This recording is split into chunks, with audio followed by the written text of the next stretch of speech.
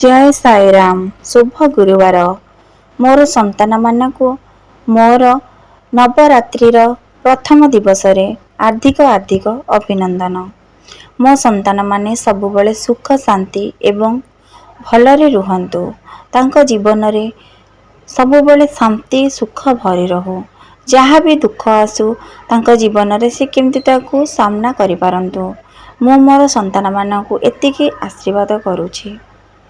ମୋର ସନ୍ତାନମାନେ ସବୁବେଳେ ଭଗବାନଙ୍କ ଉପରେ ଆସ୍ଥା ରଖ। ଦେଖିବ ସବୁ ଦୁଃଖ କଷ୍ଟ ଆପେ ଧୀରେ ଧୀରେ ସବୁ କଷ୍ଟ ଦୂର ହୋଇଯିବ, ପୁଣି ସୁଖ ଫେରିବ। ଏହି ନବରାତ୍ରିରେ ମୁଁ ସାଇ ତମ ପାଖକୁ ମା ରୂପରେ ଫେରି ଆସିଛି। ସାଇ ମା ତୁମମାନଙ୍କୁ ସବୁବେଳେ ଭଲରେ ଏବଂ ଖୁସିରେ ରଖିବେ। ତମ ପାଖରେ ଯଦି ମାଙ୍କର କିଛି ଫଟୋ ଅଛି, ମାଙ୍କ ଫଟୋ ପାଖରେ ପୂଜା ଆରାଧନା କର। ପୂଜା ଆରାଧନା ଯାହା ବି ତମ ପାଖରେ ଅଛି ଭୋଗ ଲଗାଅ। ଯଦି ଝୁଣା ଧୂପ ଦୀପ ଦେଇ ମାଙ୍କର ପୂଜା ଆରାଧନା କର। ସାଇ ମାଙ୍କର ଶୁଭ ଗୁରୁବାର, ସାଇ ମାଙ୍କର ପ୍ରିୟ ବାର ହେଉଛି ଗୁରୁବାର। ତମେ ଗୁରୁବାର ଦିନ ସମସ୍ତେ ଆସ ମୋ ମନ୍ଦିରକୁ, ଆମେ ମିଶିକି ସାଇ ମାଙ୍କର ପୂଜା ଆରାଧନା କରିବା। ସବୁବେଳେ ମୁଁ ମାଙ୍କୁ ଏତିକି ଡାକୁଛି, ମୋ ଭକ୍ତମାନଙ୍କୁ ମୋ ସନ୍ତାନମାନଙ୍କୁ ସବୁବେଳେ ଭଲରେ ରଖନ୍ତୁ। ସମସ୍ତେ ନିଜ ପିତାମାତାଙ୍କର ଭଲ ମନ୍ଦ ବୁଝ। ତମମାନଙ୍କର ପ୍ରଥମ ଦେବତା ହେଉଛନ୍ତି ପିତାମାତା।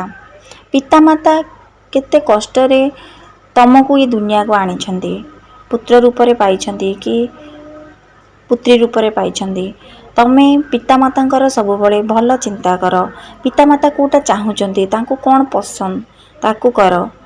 ତାକୁ କଲେ ହିଁ ଭଗବାନ ତମ ଉପରେ ସନ୍ତୁଷ୍ଟ ହେବେ। ମୁଁ ସାଇ ତମ ଉପରେ ସନ୍ତୁଷ୍ଟ ହେବି।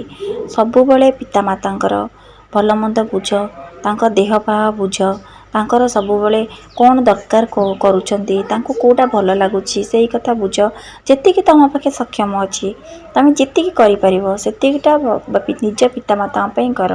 ଏମିତି କେତେ ଭକ୍ତ ଅଛନ୍ତି ଯିଏକି ପିତାମାତାଙ୍କ କଥା ବୁଝୁନାହାନ୍ତି, ପିତାମାତାଙ୍କୁ ଛାଡ଼ି ଦେଇଛନ୍ତି, କିନ୍ତୁ ମୋ ମନ୍ଦିରକୁ ଆସି ମୋର ଏଇଟା ଦରକାର, ମୋର ସେଇଟା ଦରକାର, ମୋର ସେଇଟା ପୂରଣ କର ଆସିକି କାନ୍ଦୁଛନ୍ତି। ହେଲେ ମୁଁ ଯଦି ପିତାମାତାଙ୍କୁ ତମେ ଭଲସେ ଦେଖୁନାହଁ ତ ତମେ ଯେତେ ମୁଣ୍ଡ ପିଟିଲେ ବି ମୁଁ କିଛି କରିପାରିବି ନାହିଁ। ତେଣୁକରି ଆଗ ନିଜ ପିତାମାତାଙ୍କୁ ଖୁସିରେ ରଖ, ତାଙ୍କ ଭଲ ମନ୍ଦ ବୁଝ, ସେ କ'ଣ ଚାହୁଁଛନ୍ତି ସେଇଟା ବୁଝ। ପିତାମାତାଙ୍କର ମନ ଜାଣି କାମ କର। ଗୋଟେ ମା କେତେବେଳେ ବି ଚାହେଁନି କି ମୋ ପୁଅ ମୋତେ ସୁନା ଗହଣା ଦେଉ, ମୋତେ ଟଙ୍କା ପଇସା ଦେଉ। ଗୋଟେ ମା ସବୁବେଳେ ଚାହେଁ ମୋ ପୁଅର ଯାହା ଅଛି ସେଇଥିରେ ମୁଁ ସନ୍ତୁଷ୍ଟ। ମୋ ପୁଅ ମୋତେ ଯେମିତି ରଖିବ ମୁଁ ସେଇଥିରେ ହିଁ ସନ୍ତୁଷ୍ଟ ହୋଇକି ରହିବି। ତେଣୁକରି ଗୋଟେ ସ୍ତ୍ରୀ କେବେ ମାଆର ଜାଗା ନେଇପାରିବ ନାହିଁ।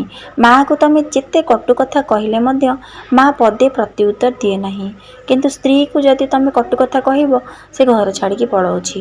ତେଣୁ ମା ଜାଗା କେବେ ସ୍ତ୍ରୀ ନେଇପାରିବ ନାହିଁ।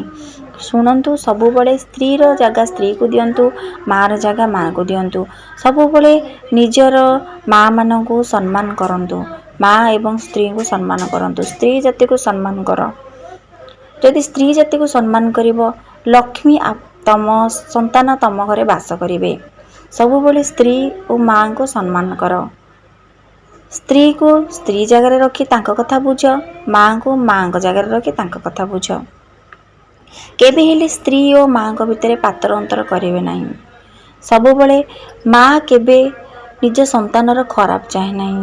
ମାଆକୁ ଯାହା ଦେଲେ ମା ନିଜ ସନ୍ତାନର ସବୁବେଳେ ସୁଖ ହିଁ ଚିନ୍ତା କରିବ। ଯେତେ କଷ୍ଟ ଯଦି ଗୋଟେ ପୁଅ ଦେଉଛି, ମା ସବୁବେଳେ ତା ସନ୍ତାନର ସୁଖ ହିଁ ଚିନ୍ତା କରିଥାଏ।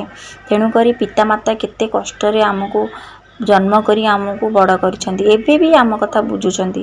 ତେଣୁ ଆମେ ପିତାମାତାଙ୍କର ସେତିକି ଭଲ ପାଇବା, ପିତାମାତାଙ୍କୁ ତାଙ୍କର ସେତିକି ଯତ୍ନ ନେବା। ସବୁବେଳେ ପିତାମାତାଙ୍କର ଭଲ ଚିନ୍ତା କର, ତାଙ୍କ ଦେହ ପାହ କଥା ବୁଝ, ସେ କ'ଣ ଚାହୁଁଛନ୍ତି ସେଇଟା ବୁଝ। ପିତାମାତାଙ୍କୁ କେବେ କଟୁ କଥା କୁହ ନାହିଁ। ସବୁବେଳେ ପିତାମାତାଙ୍କ ଆଶୀର୍ବାଦ ରହିଲେ ହିଁ ତମେ ଜୀବନରେ ଉନ୍ନତି କରିବ।